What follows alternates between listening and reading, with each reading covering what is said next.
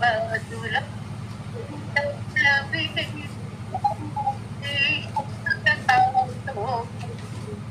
घरीला परत तिचे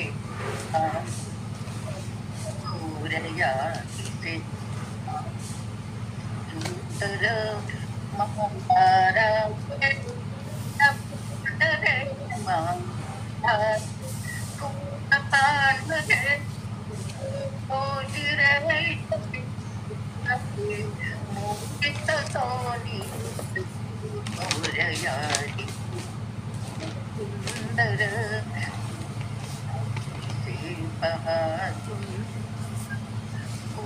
कुंडलांची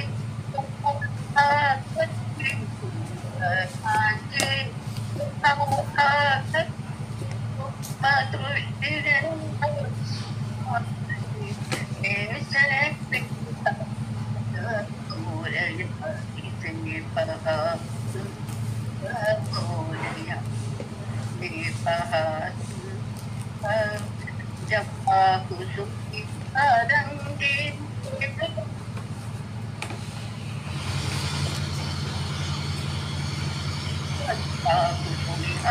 रंग्या पुरुष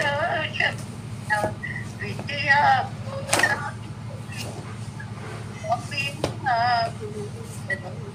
मोरया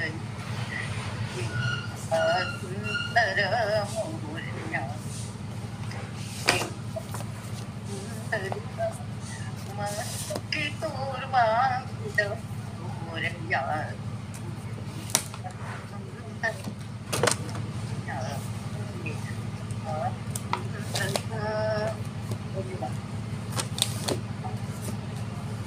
झालं छान. हो हो चांगलंय चांगलंय. ऐकलं हो ऐकलं ऐकलं ऐकलं. दुसरं कुणाला काही बोलायचंय?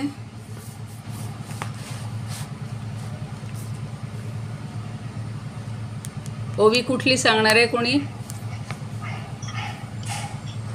गणपतीचं म्हणू का गाणं? गणपतीचं गाणं म्हणू? म्हणा. नाही वेळ थोडा असला तर राहू दे, मग आपलं सुरू करूया. हां ठीक आहे ठीक आहे. देता येईल. हां चालेल चालेल. एक म्हणलंय आता त्यांनी, उद्या म्हणा तुम्ही. उद्या नाही आता पुढच्या आठवड्यात. अलंकापुरी पुण्यभूमी पवित्र, तिथे नांदतो ज्ञान राजा सुपात्र. तया आठविता महापुण्यराशी, नमस्कार माझा सद्गुरु ज्ञानेश्वरासी. नमोऽनंताय शुद्धाय कूटस्थायात्मने नमः. प्रेमाम्बुधिविहाराय ज्ञानराजाय ते नमः. माधुर्यरसकल्लोलां शिवशक्तिस्वरूपिणी, अमृतानुभवार्थाय वंदे ज्ञानेशनंदिनीं. ज्ञानदेव गुरु ज्ञानदेव तारू, उतरिल पैल पारू ज्ञानदेव. ज्ञानदेव माता ज्ञानदेव पिता, तोडील भव व्यथा ज्ञानदेव. ज्ञानदेव माझे सोय रे धाय रे, जीवलग निर्धारे ज्ञानदेव. सेना म्हणे माझा ज्ञानदेव निधान, दाविली निज खूण ज्ञानदेवे. ज्ञानियांचा राजा गुरु महाराज, ज्ञानियांचा राजा गुरु महाराज. म्हणती ज्ञानदेव तुम्हाईसे, मज पामरासी काय थोरपण. पायीची वहाण पायी बरी, ब्रह्मादिक जेथे तुम्हा ओळंगणे. इतर तुलने काय पुढे, तुका म्हणे नेणो युक्तीची आखोली. म्हणून ठेविली पायी डोई, म्हणून ठेविली पायी डोई. ज्ञानियांचा राजा गुरु महाराज, ज्ञानियांचा राजा गुरु महाराज. म्हणती ज्ञानदेव तुम्हाईसे, म्हणती ज्ञानदेव तुम्हाईसे. ज्ञानियांचा राजा गुरु महाराज, ज्ञानियांचा राजा गुरु महाराज. अलंकापुरी रम्य सिंहासनस्थं, अलंकापुरी रम्य सिंहासनस्थं. पदाभोज तेज स्फुरद्दिक्प्रदेशं, पदाभोज तेज स्फुरद्दिक्प्रदेशं. विधीन्द्रादिदैवस् सदा स्तूयमानं, विधीन्द्रादिदैवस् सदा स्तूयमानं. समाधिस्थमूर्तिं भजे ज्ञानदेवं, समाधिस्थमूर्तिं भजे ज्ञानदेवं. गदाशङ्खचक्रादिभिर्भाविताङ्गं, गदाशङ्खचक्रादिभिर्भाविताङ्गं. चिदानन्द संलक्षणाढ्यस्वरूपं, चिदानन्द संलक्षणाढ्यस्वरूपं. यमाद्यष्टभेदाङ्गयोगप्रवीणं, यमाद्यष्टभेदाङ्गयोगप्रवीणं. समाधिस्थमूर्तिं भजे ज्ञानदेवं, समाधिस्थमूर्तिं भजे ज्ञानदेवं. मुदा यस्य वक्त्रात् श्रुतिं पाठयन्तं, मुदा यस्य वक्त्रात् श्रुतिं पाठयन्तं. प्रतिष्ठाप्य कुर्यात् सुधीसङ्गसेव्यं, प्रतिष्ठाय कुर्यात् सुधीसङ्गसेव्यं.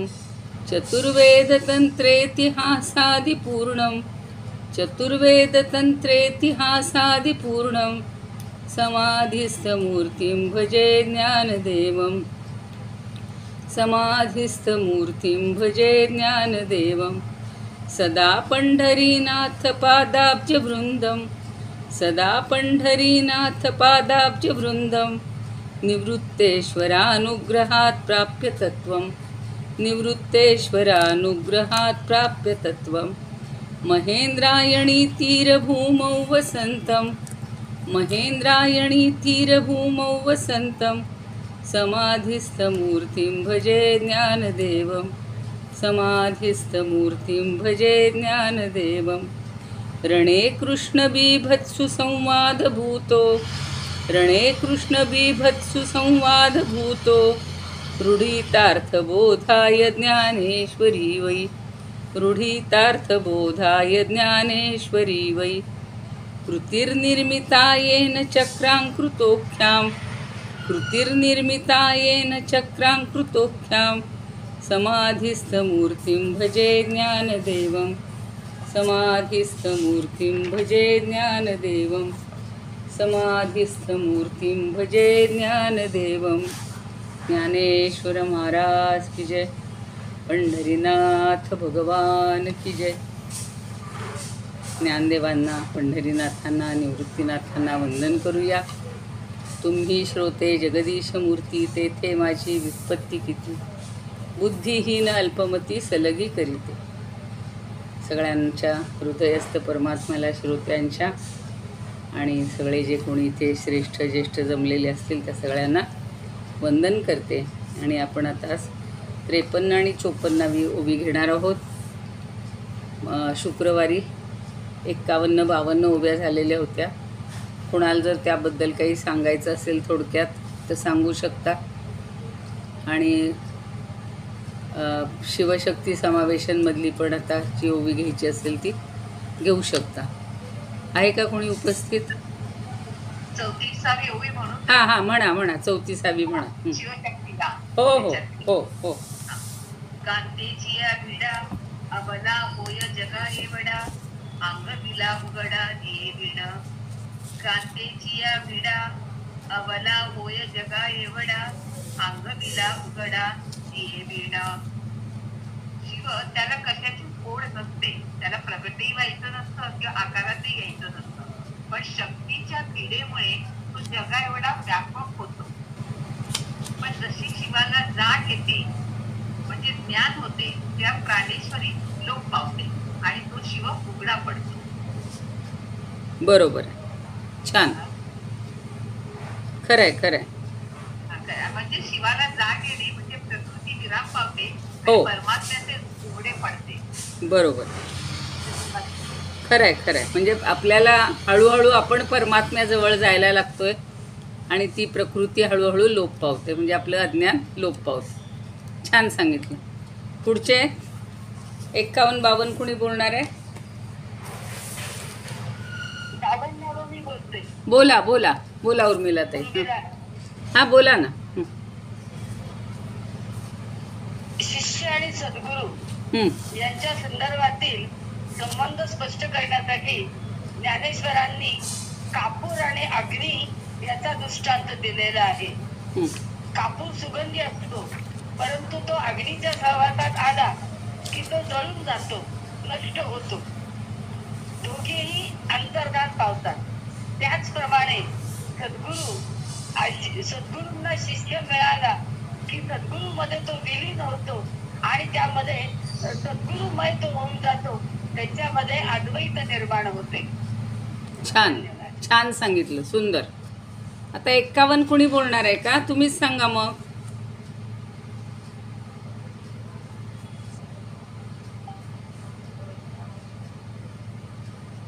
बरं ठीक आहे, मी सांगते. 51 मध्ये एक दृष्टांत दिलेला होता सगळ्यांच्या स्मरणासाठी, किंवा कोणी आलेले नसतील. हा सांगताय का? 51 सांगा सांगा. दुसरं प्रकरण ना? हा दुसऱ्या प्रकरणातला. हो आता ताईंनी सांगितलं. हा त्यांनी 52 सांगितली. हा हो, कापुराला अग्नी लावल्याबरोबर कापूर जळतो, अग्नी नष्ट होतो. ते दोघेही एकदम नाश पावतात. आणि 52 मध्ये पुढे जागे झालेल्याला स्वप्नातले दाम्पत्य सुख कुटकामी श्रीगुरूंना पाहिल्याबरोबर वंदकत्व आणि वंद्यत्व नाहीसे झाले. जय श्रीराम. दुसऱ्यातली सांगितली ना? हा 51 मला वाटलं सांगताय का काय? 51 ते बरं ठीक आहे मी सांगते आता त्याच्याबद्दल थोडक्यात. सांगा. गुणा तेलाची या सोयरिका निर्वाहिती दीपकळिका ते का होईल पुळिका कापुराची या. आपण असे 2 त्याच्यात उदाहरणं दिलेली आहेत आणि हे दृष्टांत पूर्वीच्या ओव्यांमध्ये पण झालेले आहेत. गुण म्हणजे वात, म्हणजे वातीचे जे दिवे आहेत, मग पणती असेल, समई असेल किंवा अन्य निरांजन असेल, याच्यामध्ये काय असतं तर तेलामध्ये वात बुडवलेली असते आणि त्यांच्या संयोगानं जी ज्योत तयार होते ती ज्योत स्थिर असते. तिथं वातीचं आणि ज्योतीचं अस्तित्व स्वतंत्रपणे शिल्लक राहिलेलं असतं. म्हणजे वातही दिसते आणि तेलही आपल्याला दिसतं, किंवा ज्योतीही दिसते आणि ते वातही दिसते. त्या दोघी म्हणजे एकमेकात मिसळूनही ते दोन्ही स्वतंत्रपणे नांदत असताना आपल्याला दिसतात. पण दुसऱ्या चरणामध्ये काय सांगितले? ते का होईल पुळिका कापुराची या. अग्नीमुळं कापुराची जी वडी असते, पुळिका म्हणजे वडी, तर ती वडी जी आहे ती जर आपण चेतवली किंवा अग्नीपर्यंत नेली तर लगेच काय होतं, ज्योत निर्माण न होता अग्नीचा एक असा पुंजका तयार होतो आणि कापूर जळू लागतो. आणि कापूर जळून गेला की त्याला वेगळं अस्तित्व राहतच नाही आणि अग्नीसुद्धा त्या ठिकाणी शांत होत असतो, म्हणजे अग्नीसुद्धा विराम पावत असतो. तसं गुरुशिष्याचं नातेसंबंधाबद्दल सांगितलेलं आहे की गुरुशिष्याचा नातेसंबंध हा दिसताना वात आणि ज्योत यासारखे जरी वेगवेगळे दिसत असले तरी नंतर मात्र ते कापूर आणि अग्नीसारखे एकरूप होऊन दोघांचं अस्तित्व एकमेकात विलीन होत असतं. आपण एकतेकडे किंवा ऐक्याकडे वाटचाल करत आहोत, ज्ञानदेवांचा अनुभव ते सांगतायत आणि त्यानुसार आपल्यालाही असं एकत्व पावण्यासाठी आपण ही अनुभवामृताची थोडासा अनुभव घेत आहोत असं. आणि मगाशी ताईंनी 52मध्ये सांगितलं. त्या कापुराचाच थोडासा धागा पुढे घेऊन ते म्हणतात की तया दोहो परस्परे होय न जव मेळ हैरे तव दोहींचेही सरे सरीसेची. तर कापूर हा सुगंधी असतोच, पण अग्नीच्या सहवासात तो तेजस्वी होऊन जातो, जळून जातो आणि जळता जळता अग्नीचाही घास करतो. म्हणजे दोघंही एकदम अंतर्धान पावतात, पण अग्नीचा स्पर्श होईपर्यंत कापराला स्वतंत्र अस्तित्व असतं आणि अग्नीचा सहवास त्याचं कापूर पण संपून टाकतो. म्हणजे दोघं एकमेकांचं अस्तित्व संपून टाकते. तसंच सद्गुरूंचा सहवास शिष्याला मिळाला की शिष्याचं अस्तित्व नष्ट होतं आणि तो सद्गुरूमय होऊन जातो. असे हे दोन्ही दृष्टांत आपल्याला 51-52मध्ये समजलेले आहेत. आता पुढच्या ओवीत काय म्हणतात ज्ञानदेव बघूया आपण. तेवी देखे नामी येयाते तव गेले वंद्य वंदिते चैलिया कांते स्वप्नीचे जेवी. आता बऱ्याच वेळा हा दृष्टांत आपल्याला मिळालेला आहे, आपण ऐकलेला आहे. त्या दृष्टीनेच आता काय म्हणतायत, जेवी म्हणजे ज्याप्रमाणे. आता आधी आपण त्याचा थोडासा अन्वय बघूया की तेवी मी यया ते देखे ना तव वंद्य वंदीजे गेले जेवी स्वप्नींची कांते चैलिया. चैलिया म्हणजे जागी झाल्यानंतर. तेवी म्हणजे त्याप्रमाणे. पण आधी दुसऱ्या ओळीचा अर्थ बघूया आपण की जेवी. जेवी म्हणजे ज्याप्रमाणे. स्वप्नीचे म्हणजे स्वप्नात एखाद्या पुरुषाने काय पाहिलेलं आहे, तर एखादी त्याच्या खालची पहिली चरण आहे चैलिया कांते. चैलिया म्हणजे जागे झाल्यानंतर. पण कांते म्हणजे आपली पत्नी किंवा स्त्री. एखाद्या पुरुषानं स्वप्नामध्ये स्त्री पाहिली असा या चरणाचा अर्थ आहे. जेवी स्वप्नीचे कांते चैलिया. ज्याप्रमाणे एखाद्या पुरुषानं आपली स्त्री ही स्वप्नात पाहिली आणि तो चैलिया म्हणजे जागा झाला. चैलिया हा शब्द छान वापरलेला आहे. तर जागा झाल्यानंतर काय होतं, तेवी देखेना मी ययाते. मग तो मात्र पुन्हा आता ती जी स्वप्नात पाहिलेली कांता होती, स्त्री होती, ती जागी झाल्यानंतर ती राहतच नाही. म्हणजे ती स्त्री पाहणं आणि स्त्री ह्या दोन्ही गोष्टी संपतात. तव गेले वंद्य वंदिते. आता पुढचा मात्र भाग जो आहे वंद्य आणि वंदित, हे आपल्याला 5-6 ओव्यापासून हाच विचार ज्ञानदेव सांगतायत की गुरु हे वंद्य आहेत आणि वंदित म्हणजे त्यांना वंदन करणारा जो आहे शिष्य. त्या दोन्ही गोष्टी काय होतात, तव गेले तव वंद्य वंदिते. त्याप्रमाणे मी सद्गुरूंना पाहायला लागताच किंवा पाहू जाताच म्हणजे सद्गुरूच्या स्वरूपाचा विचार करता क्षणीच तिथे वंद्य पण म्हणजे सद्गुरू पण आणि वंदित म्हणजे वंदन करणारा पण, हा जो भेद आहे हा नाहीसा झाला. तेवी देखेना मी ययाते तव गेली वंद्य वंदिते. या दोन्ही गोष्टी श्रीगुरूंच्या ठिकाणी अनिर्वाच्य स्थितीचा अनुभव आलेला आहे. आता कुठलाच अनुभव तिथे येत नाही. वंदन करणारा मी वेगळा राहत नाही आणि वंद्य म्हणजे वंदन करण्यास योग्य असे गुरुही त्या ठिकाणी स्वतंत्रपणे दिसत नाहीत. म्हणजे ते दोघंही एकरूप होऊन जातात.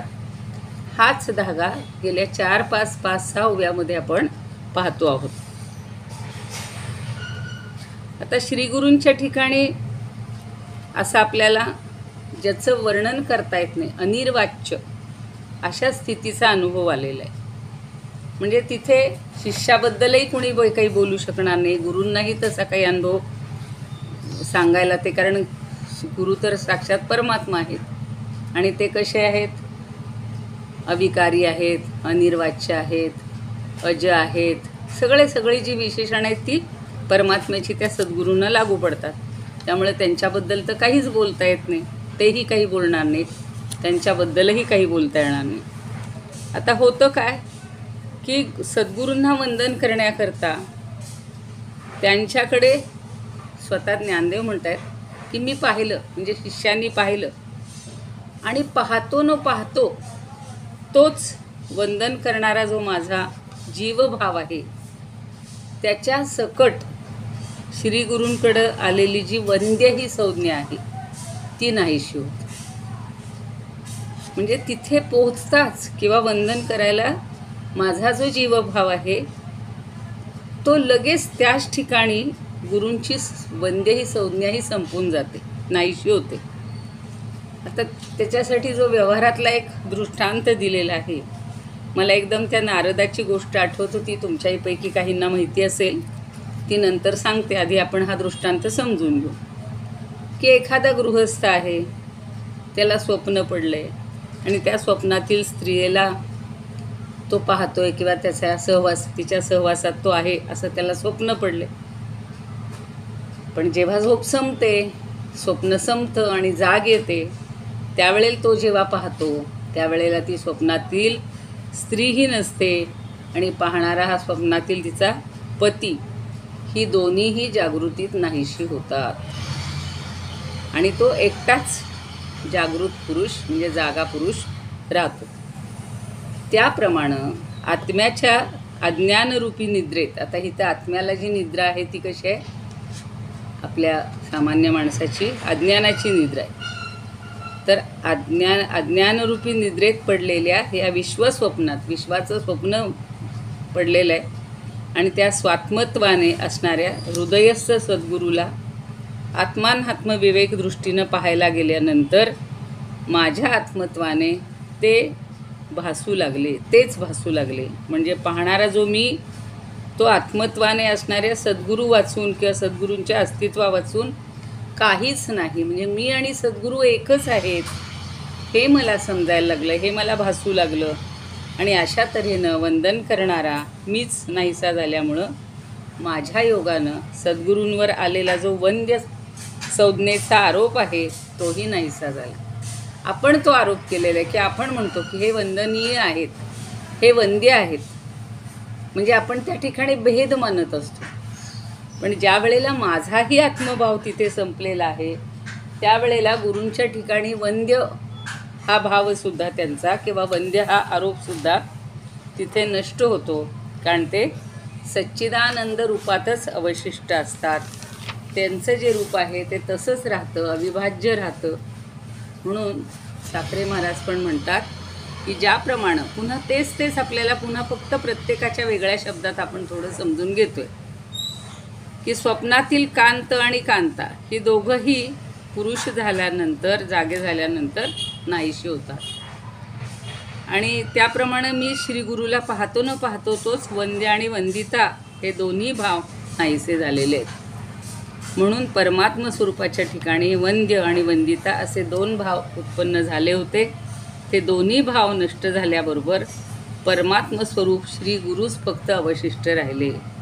त्या जसं आपण मगाशी पाहिलं की कापराची ही आहुतीच होती. अग्नीच्या संसर्गात आल्यानंतर कापूर पूर्ण नष्ट होऊन जातो आणि नंतर अग्नीही. तसं इथे गुरूंच्या ठिकाणी गेल्यानंतर शिष्याचं वेगळेपण काहीच उरत नाही, सगळं संपून जातं. मी जे म्हणत होते, पण आधी हे बघूया आपण गिर्वाण अनुभवामृतामध्ये काय म्हणतात.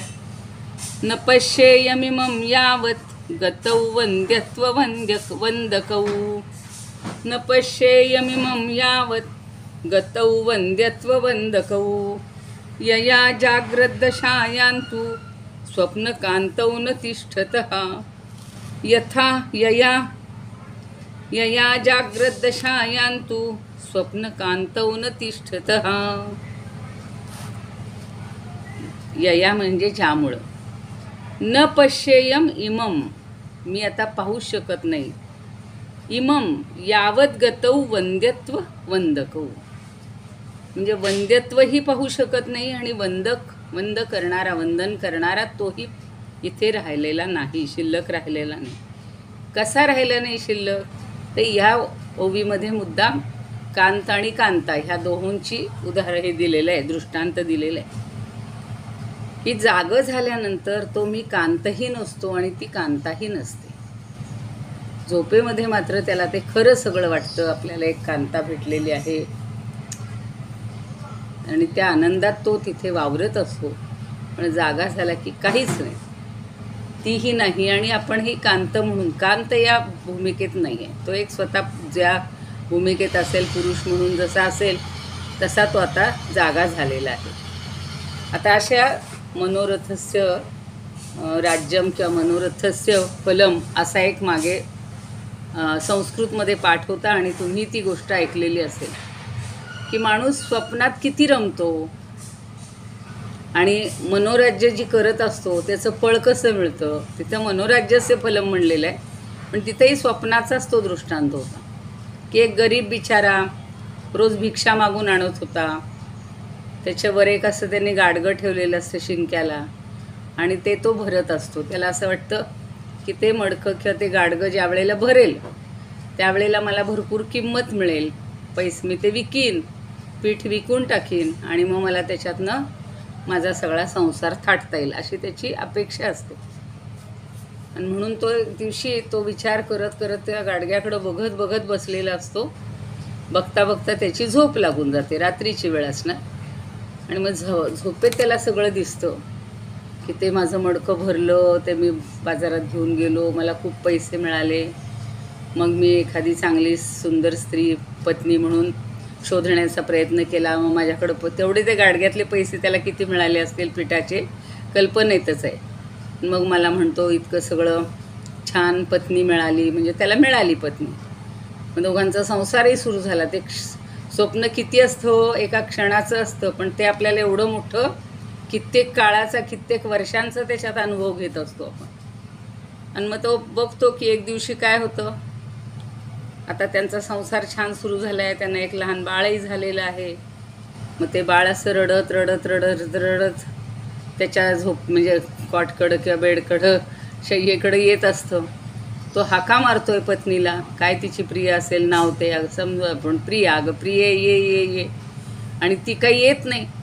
मग ती येत नाही म्हणजे ह्याची झोप मोड होणार, म्हणून तो म्हणतो मी तिला अशी लाथ मारीन, अशी लाथ मारली की ते अशी लाथ मारीन आणि तिला जरा रागवीन असं त्याच्या मनात येतं. आणि म्हणून ती जी लाथ असते ती त्याच्या त्या गाडग्यावरच पडते आणि ते मडकं जे आहे ते सगळं पीठ त्याच्या अंगावर सगळीकडे इतस्तता सांडून जातं. आणि प्रत्यक्षात मात्र डोळे उघडून पाहतो तर सगळ्या पिठाची नासधूस झालेली आहे. मूल नाही, कांता नाही, होतं ते पीठही सांडून गेलं. म्हणजे हे मनोराज्याचं फळ म्हणून त्यांनी सांगितलं होतं. पण तसंच याच्यासारखंच की स्वप्नामध्ये जी कांता आहे ती जागृतीमध्ये कुठे असते, नसतेच. तर हा दृष्टांत इथं देण्याचं कारण, पुन्हा मगाशी मी म्हणत होते की मला अजून एक छोटीशी कथा फार लांबून नाही सांगत आहे, पण नारदाच्या बाबतीत श्रीकृष्णाने एकदा परीक्षा घेतलेली असते आणि तो म्हणतो की मला काही अशी कुठली हे पडत नाही, भुरळ बिरळ पडत नाही. तो स्वतः अगदी म्हणजे नैष्टिकतेचं व्रत पाळत असतो वगैरे. तर भगवंतांनी त्याला अशीच एक माया निर्माण केली. तो म्हणतो मला पाणी आणा प्यायला, म्हणून तो नारद पाणी आणायला जातो. आणि पाणी आणायला जातो तर तिथे पाणी घेऊन येत असतानाच त्याला मग एक सुंदर युवती दिसती. मग तिच्याबरोबर त्यानं संसार सुरू केला. मग सगळं त्याचं झालं, बराच काळ त्याच्यामध्ये मुलं झाली, सगळा तो रमून गेला. आणि एकदम त्याला आठवलं की अरेच्छा, आपण पाणी आणण्यासाठी आलेलो होतो. आणि परत तो तिथे जातो तर भगवंताला म्हणतो की काय, तो म्हणतो कुठे रमला होतास तू, म्हणे असं असं.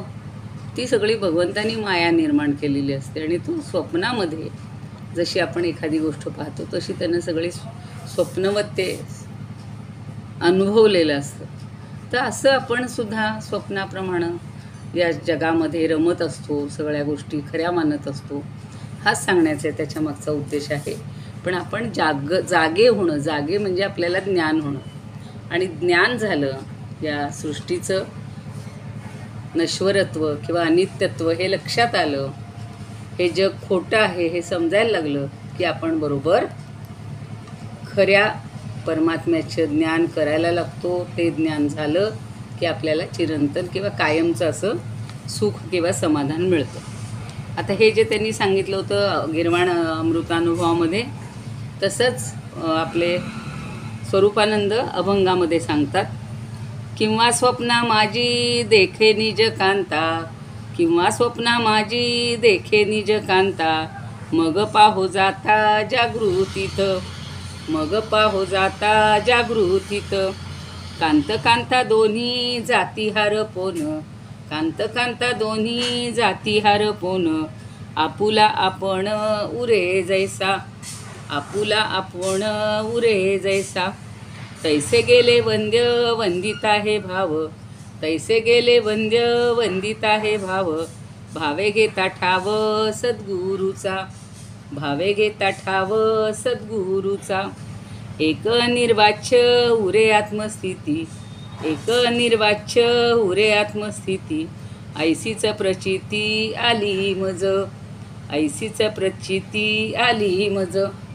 आत्ता इथे आपल्याला अमृतानुभव या शब्दाचा अर्थ कळतो की त्यांना अनुभव आला, हा अनिर्वाच्य स्थिती प्राप्त झाली.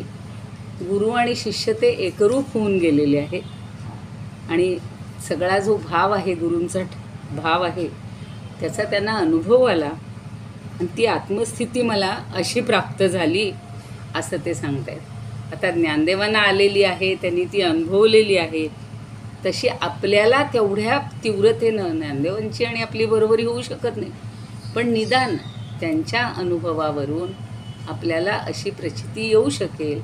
आपण भगवंताचं जर सतत नामस्मरण, सतत चिंतन केलं, या संसाराकडे हळूहळू हळूहळू लक्ष काढून घेत किंवा प्रत्येक कृती ही आपली भगवंताला समर्पित केली, प्रत्येक गोष्ट समर्पित केली, तर आपल्याला हळूहळू भगवंतापर्यंत जाता येईल. अर्थात गुरुची प्राप्ती, सद्गुरूंची प्राप्ती, परमात्म्याची प्राप्ती ही होऊ शकते. त्या डॉक्टर व्ही ए कुलकर्णी तेच सांगतात की स्वप्नात एखादी रमणी दिसते आणि आपणही रमण झालेला असतो. ती रमणी म्हणजे आपण रमण, म्हणजे हा पती झालेला असतो. आणि ह्या दोन्ही गोष्टी जागृती आल्यानंतर नाश पावतात, दोन्ही निघून गेले. तसं मी सद्गुरूला पाहता क्षणीच ते वंद्य आणि मी वंदिता ही दोन्ही गोष्टी संपलेल्या आहेत. वंदन करणाराही मी संपला किंवा त्याची क्रियाही संपली आणि स्वतः गुरु हे संपले, म्हणजे दोघंही एकरूप झाले, वेगळेपणा राहिला नाही. आता डॉक्टर मानसीताई म्हणतात की स्वप्नस्थ, आत्ता जसं सांगितला कांत, त्याला त्यांनी प्रियकर शब्द वापरलेला, म्हणजेच कांत. डोळे उघडता क्षणीच म्हणजे जागृतीत येता क्षणीच स्वतःच्याच कांतकामिनी अशा युगुल रूपाने उरत नाही आणि केवळ आत्मबोधात एकटाच उरतो.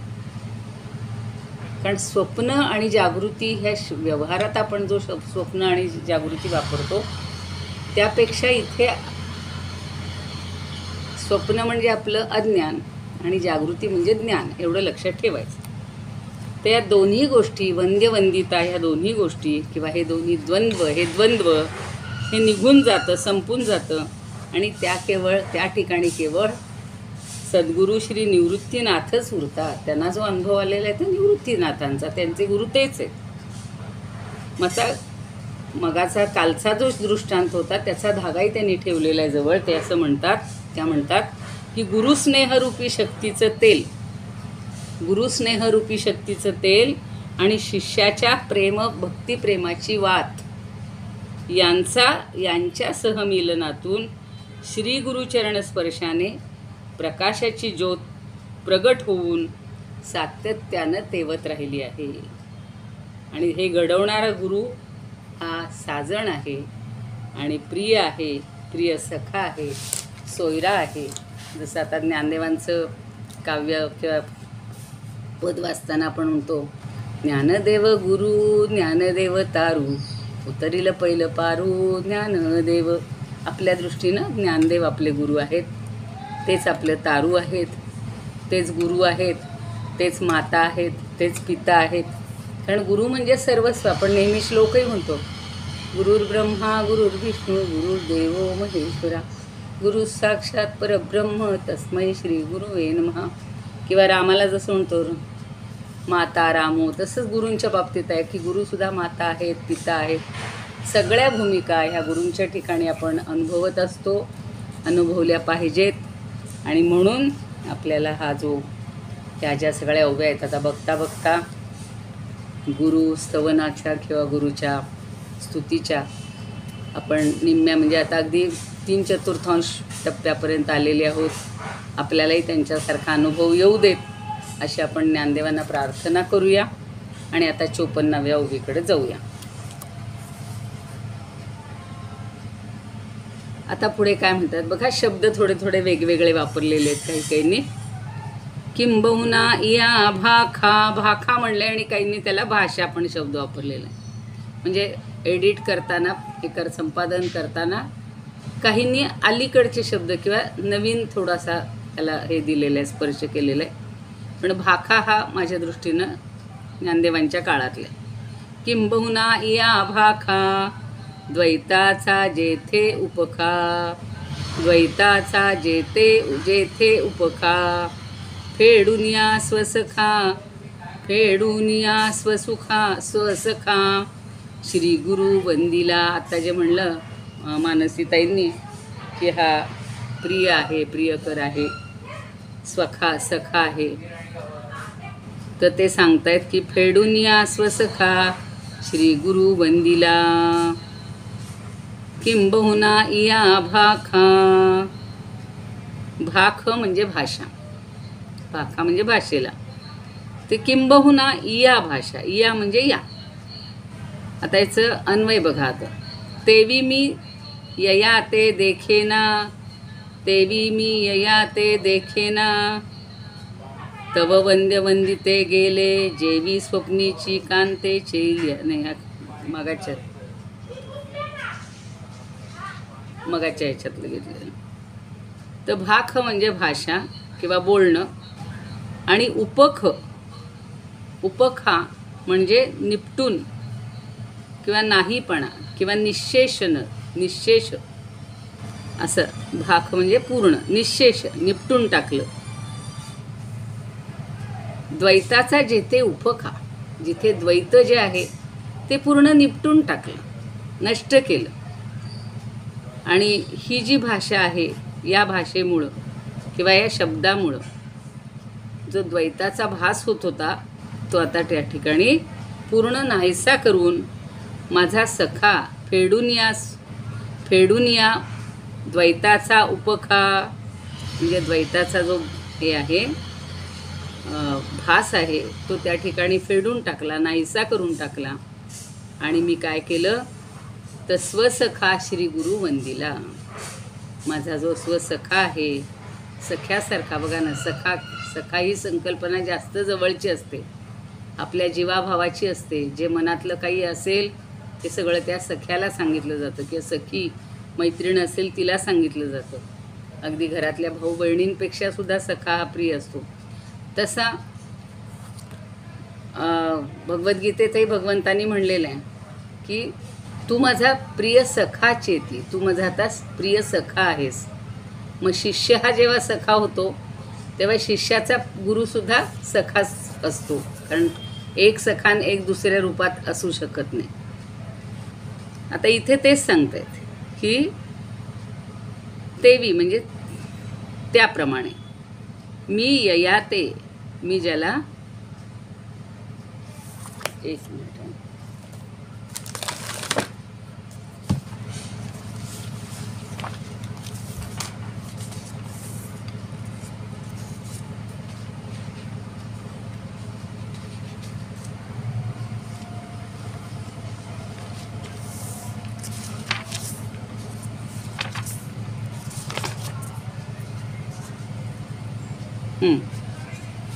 तेवी मी यया ते देखेना, तव वंदे वंदिते गेले, जेवी स्वप्नीची कांते चेलिया गेले.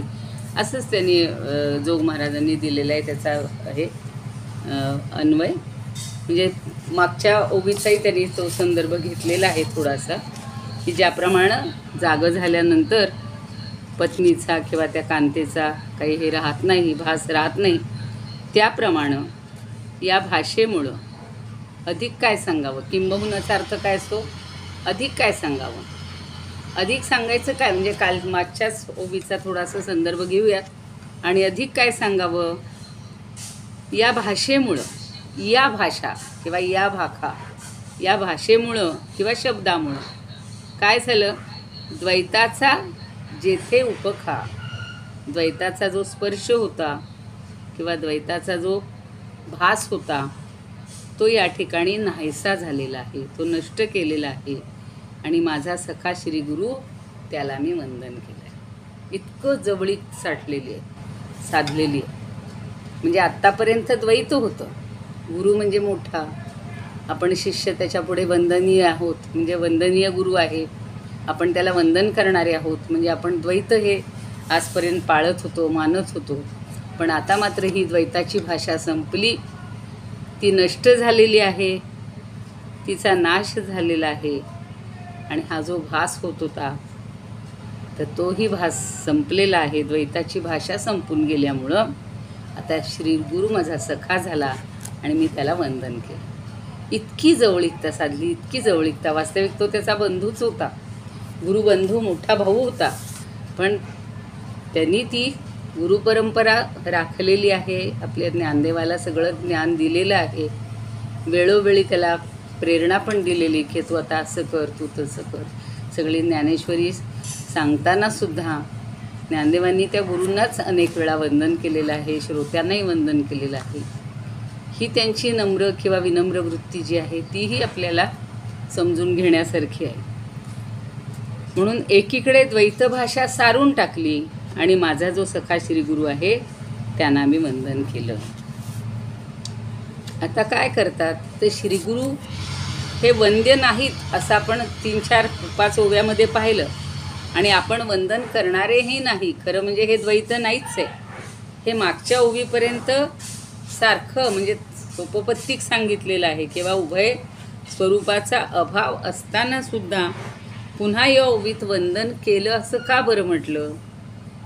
श्री गुरु वंदिले म्हटलं. मग काल परवापर्यंत सांगत होते किंवा मगाच्याही ओवीमध्ये सांगितलं की वंदिता आणि वंद्य हे संपलं. मग आता इथं असा का अभिप्राय केला किंवा असं का बरं बोललेले आहेत. वास्तविक जो भासलेला द्वैत संबंध आहे तो सगळा बाध केलेला आहे, त्या विचारदृष्ट्या किंवा आचारानेही त्याचा बाध केलेला आहे. ते आता उरलेलं नाही आहे, द्वैत उरलेलं नाही. परमात्म स्थितीनं भासलेला हा द्वैत संबंध विचारदृष्ट्या बाध केलेला आहे. आणि परमात्म स्थितीनं जे आपलं असणं आहे त्याला इथं वंदन केलेलं आहे, आपलेपणानं वंदन केलेलं आहे. आता इथं द्वैत म्हणून वंदन केलेलं नाही. नाही तर परत आपल्या मनात येईल की आधी म्हणतात की वंद्य भाव संपलेला आहे, वंदिता संपलेला आहे. आणि असं का म्हटलं बरं आता. तर दोन्ही शब्दांचा अर्थ बाधित आणि नाश या दोन्ही शब्दांचा अर्थ एकच समजायचं, समजला जातो. पण बाध शब्दाचा अर्थ थोडासा भिन्न आहे. शास्त्रीय व्यवहारात बाध शब्दाचा अर्थ मिथ्या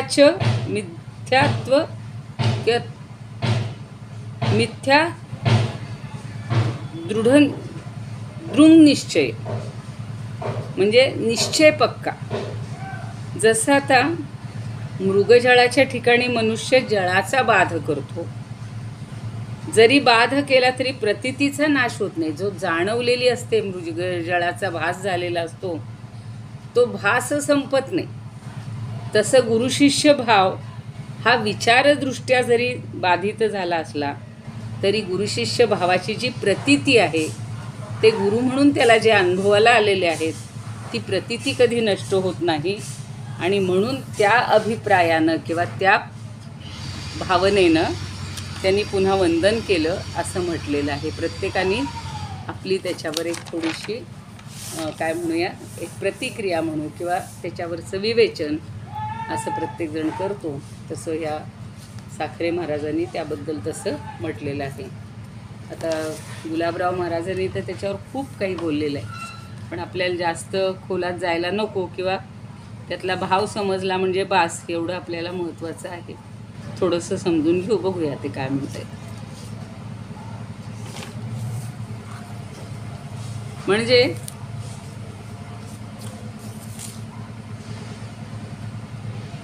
किंबहुना या भाका द्वैताचा जेत उपका उपेडून या स्वसखा श्री गुरु वंदिला. आता इथं मी आता सांगितलं तसं की किंबहुना या भाषेमुळं किंवा शब्दामुळं जो द्वैताचा श्री गुरुच्या ठिकाणी भास होतो तो नाहीसा करून माझा सखा श्री गुरु त्याला मी वंदन केलं. आता खरं म्हणजे काय आहे की श्री गुरु हे द्वैताद्वैत रहित आहेत.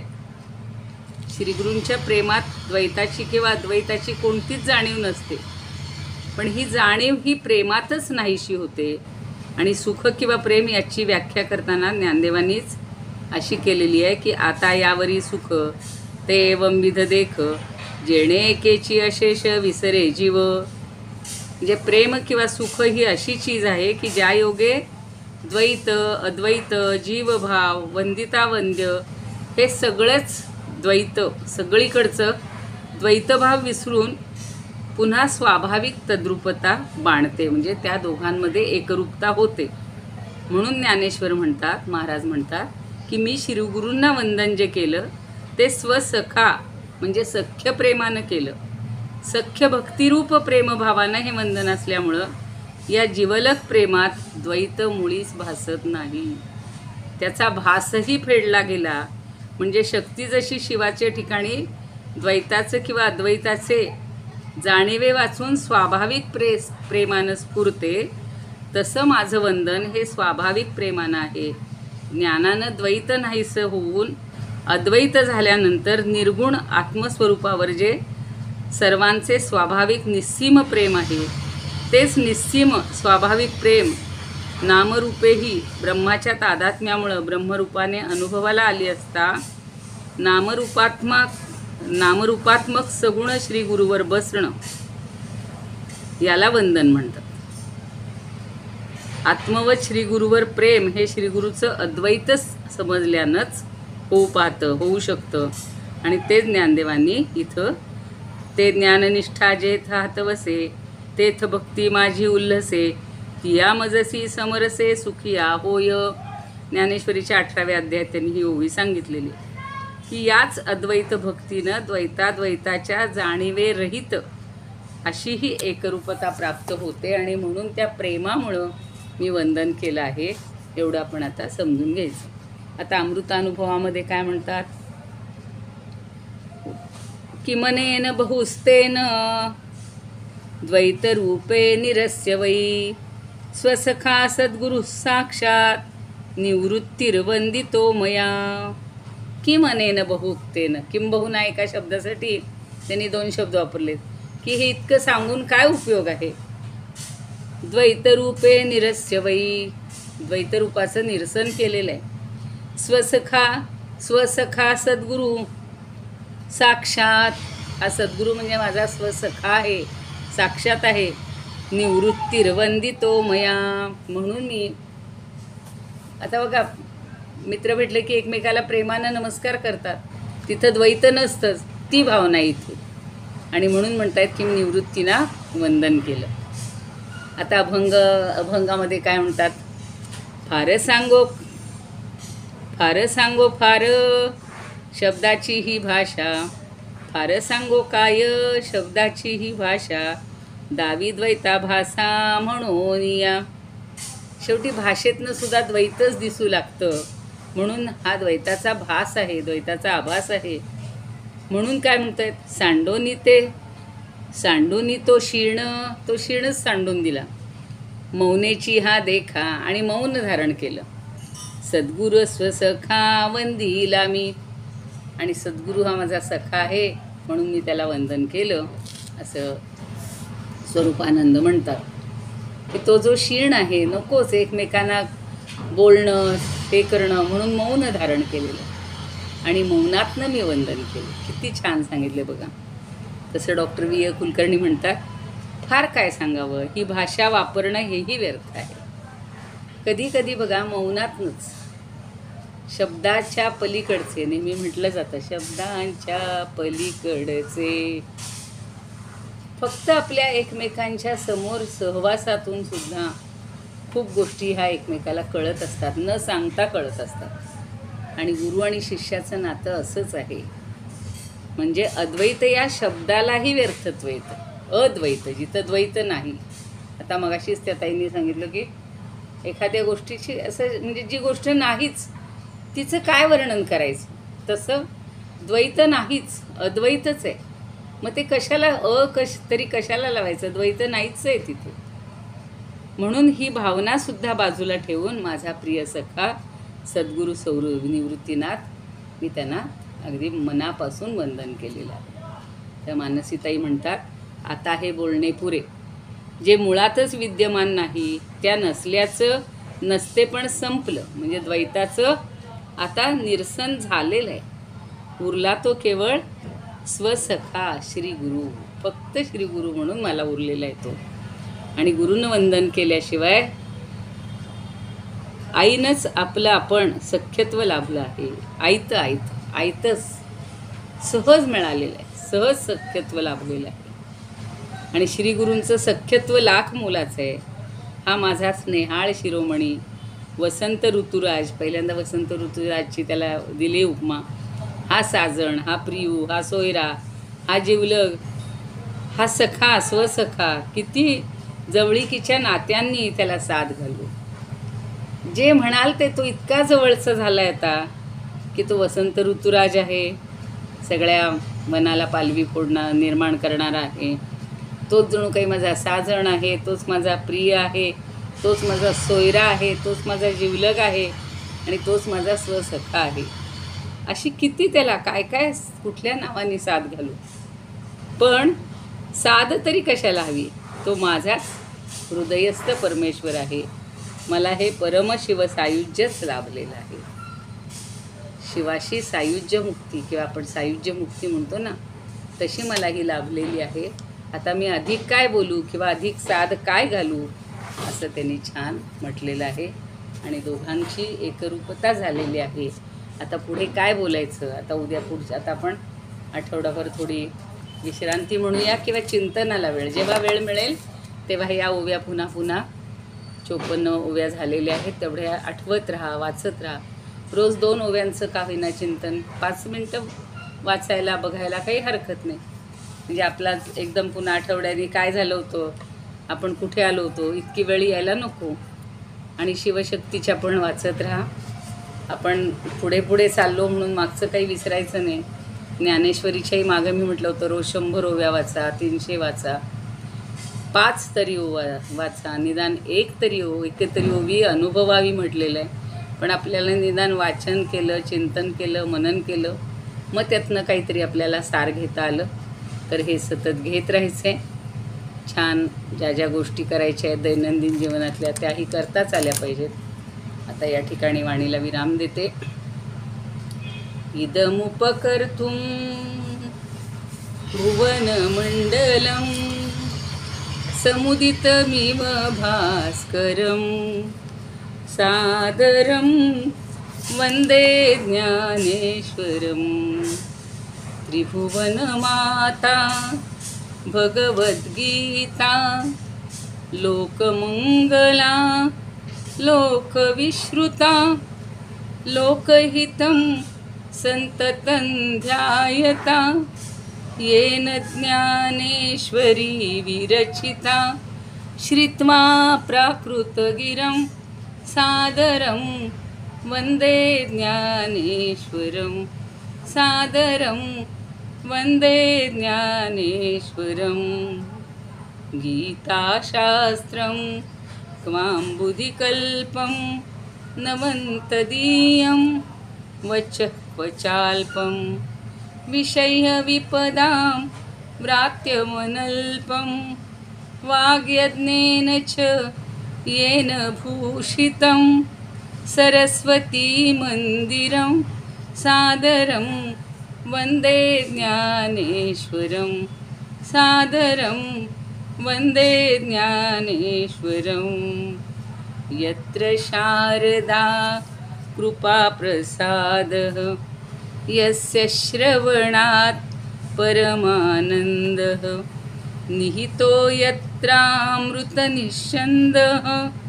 काव्यतत्त्वयोः कृतवन्तं तत् रसायनं मधुरं सादरं वन्दे ज्ञानेश्वरं सादरं वन्दे ज्ञानेश्वरं ज्ञानेशोऽनुभवामृतं व्यरचय ज्ञानेश्वरं पूजये ज्ञानेशेन निरूपिता सुमधुरं गीता नमो ज्ञानिने ज्ञानेशात् परमार्थवित् सुचरितं ज्ञानेश्वरस्याद्भुतं ज्ञानेशे लघुजीविते गुणगणो ज्ञानेश्वरत्वं कृति ज्ञानेश्वरत्वं कृति ज्ञानेश्वर महाराज की जय पंढरीनाथ भगवान की जय म्हणणार आहे का आरती म्हणा हो म्हणा म्हणा म्हणा आरती ज्ञान राजा महाकैवल्य तेजा देवीची साधू संत मन वेदला माझा आरती ज्ञान राजा गोपने ज्ञान योगी गीतने कोणी अवतार पांडुरंग नाव देवीने ज्ञानी आरती ज्ञान राजा कनकाचे ताट फरी उद्या गोपी कनारी नारद कुंभर हो तांब गायन हरी आरती ज्ञान राजा महाकैवल्य तेजा देवीची साधू संत कहना वेथला माझा आरती ज्ञान राजा प्रगट प्रिय बोले निज ब्रह्म गिरे राम जनार्दनी पाली मस्तक ठेविले आरती ज्ञान राजा महाकैवल्य तेजा देवीची साधू संत मनोवेदला माझा आरती ज्ञान राजा ज्ञानेश्वर महाराज की जय पंढरीनाथ भगवान की जय जय ज्ञानेश्वर जय श्रीकृष्ण छान